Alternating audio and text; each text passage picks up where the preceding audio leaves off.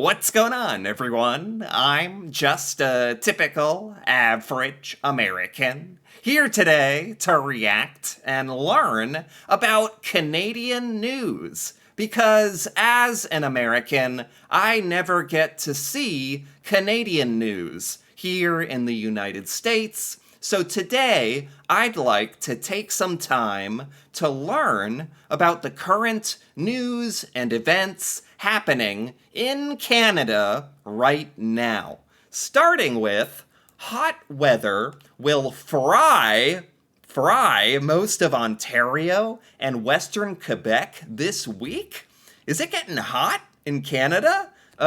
Is that really something to complain about, though? Like, Canada, especially for us Americans, Canada is known for being cold. And now it's too hot? What do you want from... No, there is such a thing as too hot. And honestly, I think in a lot of places in the United States, we've been experiencing some pretty hot weather. Like yesterday was like 90 degrees Fahrenheit, that is. Let's take a look at this, actually. Is it going to be like super hot? In Ontario and parts of Quebec, it said, Montreal braces for intense heat wave with temperatures expected to soar. Drink lots of water, even if you aren't thirsty. So they're actually concerned about people like literally like getting dehydrated or like heat stroke or something. Like, how hot is it gonna get? What is this? What is this? What are they doing? Canadians, is this what you've resorted to?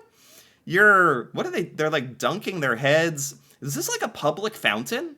Are they supposed to be doing this? I don't know. When times are tough, you dunk your head in the fountain. That's what I always said. Right now, anyway. This is in Montreal. Parks, swimming pools, mist stations, libraries. This is a funny picture. Okay. A heat wave is coming to Montreal this week, with temperatures expected to reach as high as 35 Celsius. What does that mean? What is this Celsius stuff? I'm actually gonna have to Google this. I gotta look this up. Celsius to Fahrenheit. Here we go. What they say, 35? What does that mean? 95. 95 Fahrenheit? Oh my god. They weren't kidding. That's actually dangerous. Like, this isn't funny anymore. This is not funny. 95 is too hot. I agree. 35 Celsius. Now I know. 35 Celsius is like kind of disgustingly hot. So this is in Ontario and parts of Quebec. Man, stay safe out there if you live in these areas, but also, I guess, kind of enjoy it while you can. I mean, I guess that's kind of the attitude I try to have. It got to like 90 or 88 the other day. I don't know, is that like 30 Celsius or something, which is pretty hot, but like, I don't know, it's borderline. Anyway, I try not to complain about it too, because even though our winter isn't as intense as Canadian winters, I don't enjoy them, and I try to appreciate the scalding hot weather burning my head. I try to enjoy it. Let's keep going here. That's interesting. Canada is actually getting too hot. A lot of Americans would be like flabbergasted by that. Just shocked. Like, it can get that hot in Canada? A lot of Americans, like, I didn't even know. Even in Ontario, which is kind of like the most southern province, right? Wow. Well, I guess that makes sense that it would be able to get the hottest, because it is the most southern. Okay. Very good. Let's keep going here. New signs warning of great white sharks in the works for some NS beaches? NS? Is that like Nova Scotia? Great white sharks in Nova Scotia beaches? Is this correct? Sharks. There's a lot of hard stuff going on in our lives and in the world right now, and now we got great white sharks. About a dozen public beaches this summer. Oh my god. It's terrifying. The movie Jaws really ruined it for all of us, didn't it? Like, even though it feels, and then you hear about um, great white sharks actually being in water. Like, actually, where is this? Um, Halifax, so Nova Scotia. There's a growing evidence that a number of great white sharks is on the rise on Canada's east coast. No way! Where plans are in the works to post warning signs for beachgoers for the first time. I'm sorry, but if there's a single warning sign on the beach that there is great white sharks, like I don't care if it's a warning. I'm not getting in. I can't. In good conscience get in. That's terrifying. There's no like it's funny cuz there's no in between. It's like if I see a shark sign, I'm not swimming. It's not like, "Oh, well, they're not that common. Like the threat level is low." It's like, "No, there's no. I'm sorry. I've been ruined by the movie Jaws." It's like, "Wow. The North Atlantic population has been protected, so the population of sharks since 2011. Is that why the population of great white sharks is growing? Now they're making a comeback. Wow, wait a minute. There have been reports in Nova Scotia of 2 attacks in recent years. No kidding. No kidding. Great white shark attacks in Nova Scotia, in Canada. Now I've heard everything. It's getting hot in Canada, and there's shark attacks. Literally, Americans wouldn't believe this. I can't believe it. One injured a swimmer, another killed a dog. This is horrifying. Warning signs and flags have been installed at beaches in Massachusetts and Maine. Oh, really? In some of our northern states, northeastern states, following 2 fatal shark attacks. Fatal shark attacks in 2018 and 2020? Unbelievable. I am I'm kind of like upset that I even found this article because it's putting this irrational fear of sharks at the forefront of my mind, but it's also good to know, I guess. Oh my god. What else do we have here? She was sexually assaulted at work. It took 6 years for a human rights tribunal to schedule a hearing. 6 years? Did it take 6 years for there to be like a trial and charges pressed? I hope. Oh my god, that's horrible. 6 years? When there was sexual assault at work? Man, where is this? Toronto? Oh my god. Oh, okay. As I like to do with these weekly news updates, I'm on the search for some positive news. Because so far it's been kind of scary. I love Prince Edward Island. It's no longer affordable. It's no longer the affordable place I knew growing up. Really?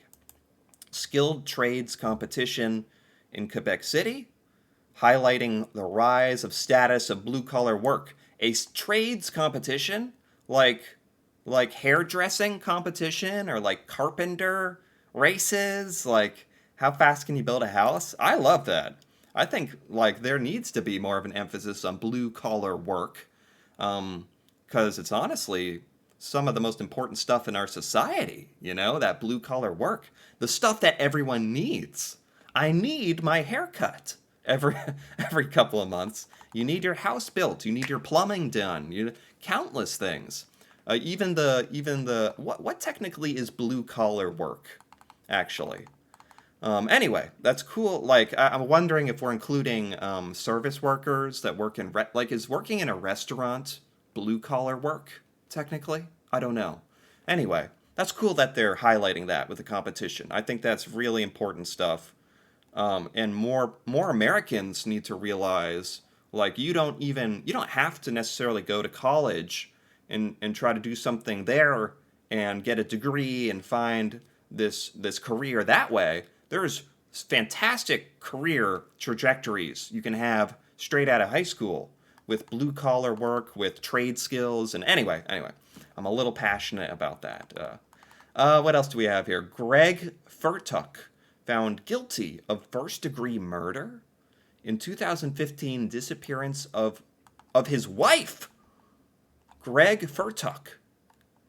His wife disappeared almost 10 years ago. He confessed to killing her after an elaborate sting operation. No way.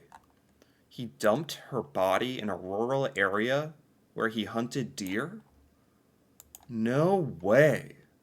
Over 8 years ago, he killed his wife?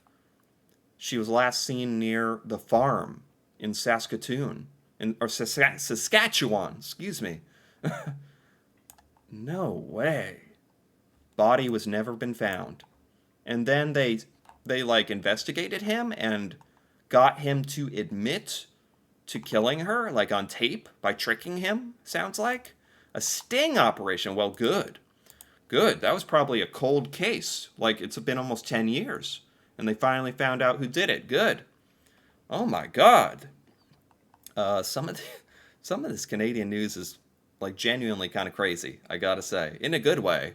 It's like a whole drama like unfolding before me. Just read the Canadian news and you get all the drama you could ever ask for. LCBO workers vote 97% in favor of strike, union says? So they're going on a strike. What is the LCBO? And they're going on strike? Ontario's primary liquor retailer? Oh no! Oh no! Not the liquor retailer! No, give them whatever they want. Do whatever they say. We'll do anything. No. Really? The Ontario liquor retailer is going on strike? Wow. 97% vote in favor. 8,000 members of the union going on strike. What is the primary liquor retailer? What does that mean exactly?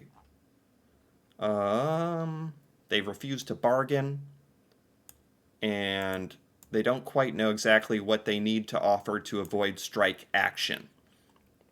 Is this like a liquor, like corporation that sells alcohol? Or what is this? Huh. They don't exactly explain what the LCBO is, but it sounds like Ontario is not going to get their liquor if this happens. That's kind of funny in a way, because it's not like a necessity, but a lot of people are probably going to be like, yes, it is. Yes, it is a necessity. Okay. Let's keep going here. Let's scroll down a bit to see what has happened maybe throughout the last week that I've missed. Ontario billionaire Frank Stronach accused of sexual offenses against 3 women.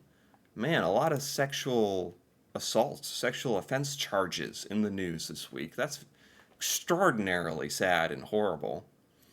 Dusting off hospital cleaning measures will keep patients safer from superbugs. Superbugs. Oh, wait, not like literal bugs, right? I thought we were talking about literal bugs. Are we talking about like diseases and germs? Hospital housekeeping staff are seen as an afterthought? Why are they what? No, they're not. Why would they be an afterthought? The housekeeping staff, they have to clean the hospital. That's very important. What? A quick wipe of a door handle, sterilizing surfaces in operating rooms. Yeah, we should focus on this. We should, yes, we should be doing these. What? Why would that ever have stopped? Yes, that would help prevent bugs and other things. I just kind of thought that was standard in hospitals. Are they not? They're trying to cut costs with the cleaning bill? Is that really where you want to start? I don't know. What else do we have here?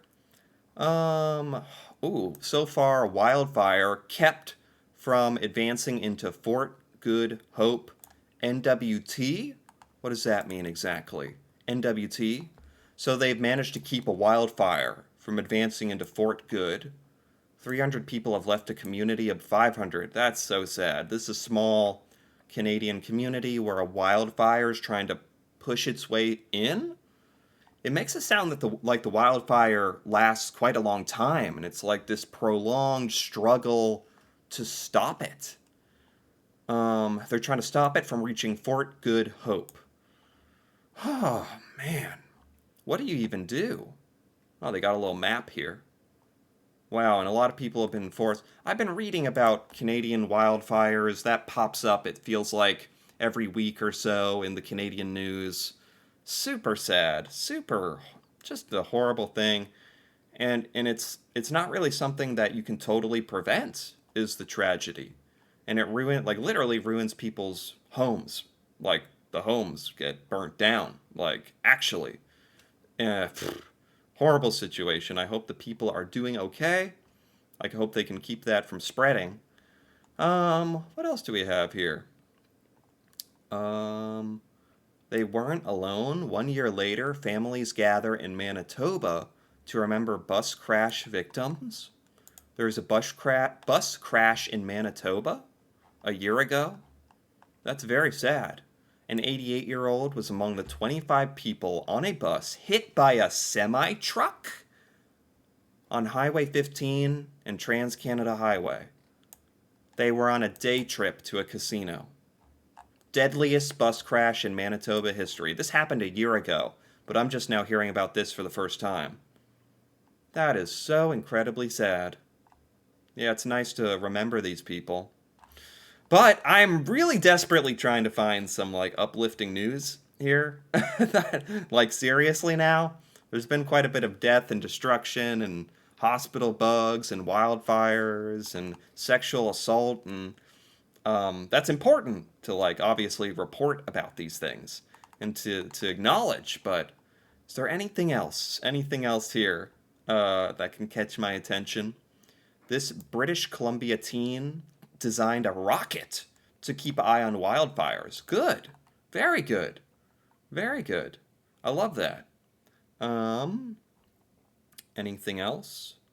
Please handcuff me, says a man in a police video confessing to University of Waterloo stabbings after playing victim. What? I think I heard about University of Waterloo stabbings in a previous news segment I did. Someone pretended to be a victim, but they actually then confessed to being the stabber? What? It's from a body camera after the stabbings in the University of Waterloo in 2023, and he admitted to doing it. Well, I'm glad they caught him. Oh my God. Mourning the loss. No, it never ends, I swear. Now mourning the loss of a beloved blonde bear. Wildlife advocates want more protection for the animals. Bear, nicknamed Nakota, died of injuries after her cubs were killed in a collision? What? This also, because it's like a white bear, it's also very Canadian, funny enough, but sad. After the clear death of beloved blonde bear and her two cubs, they need to protect the animals. They died Saturday after a car collision in Yoho National Park. Oh my God. They ran over her bear cubs and then killed Nakota. Oh my... This is... Okay, real quick before we wrap things up. Oh, man, what else do we have? I'm trying to read. Trudeau says he considered stepping down during marriage difficulties. Did Trudeau get divorced? I forget. That's how little this news gets to the United States. Did he get divorced? Anyway, considered stepping down during marriage difficulties. I mean, that makes sense, I guess. But I suppose he didn't end up doing that. Murder charge and stabbing death of Japanese chef in Vancouver. Man, there's a lot of, like... I gotta say, I'm genuinely kind of surprised sometimes to hear about so much death and murder and stabbings happening in Canada. That's certainly not something that Americans hear about. And we really don't associate violence with Canada, even though, no matter where you are in the world, no matter how great of a country you are, you're going to have crime, you're going to have murder. So it's just kind of jarring to hear about, I gotta say. Anything else real quick? Where you can't afford to rent in Canada? Where can you afford to rent in Canada? Where oh god, it's bad when the article is like, where can you afford to live these days? Canada is in a housing crisis, so is the United States, actually. Affordable homes disappearing at alarming rates. Exactly the same here in the United States. Oh, they got a little calculator here. Okay. Wait, is this literally for like calculating where you can find affordable housing in Canada? Okay, I don't really... This is literally like helping you find where you can afford to rent in Canada. Fair enough, that's a useful tool. But anyway, I think that's it. We literally scrolled all the way through all the news today. So there you go. I have to say, this was mostly bad news this week, I gotta be honest. But it was really, really interesting stuff. Oh my god, I'm looking at this article again. I forgot about the sharks. The Canadian shark attacks. Okay, we gotta bring this to an end. This has been a disturbing week in Canadian news. But I hope if you're in Ontario or Quebec, you stay safe in this heat wave that I'm remembering now. But man, I gotta say, it's still interesting to keep up to date with the stuff happening in Canada, even if this news was mostly negative. Still interesting stuff. And I don't know, stay safe out there from all this madness in the news. That's the message this week, I guess. So anyway, if you enjoyed this, feel free to give this video a like or leave a comment with your thoughts on any of this Canadian news or any other news stories I might have missed this week that I should know about. That'd be very, very great to hear about. And if you're interested in more videos like this, me reacting to Canada and Canadian culture and stuff about Canada I've never learned before or seen before, feel free to subscribe for more. And until then, thanks for watching and see you next time.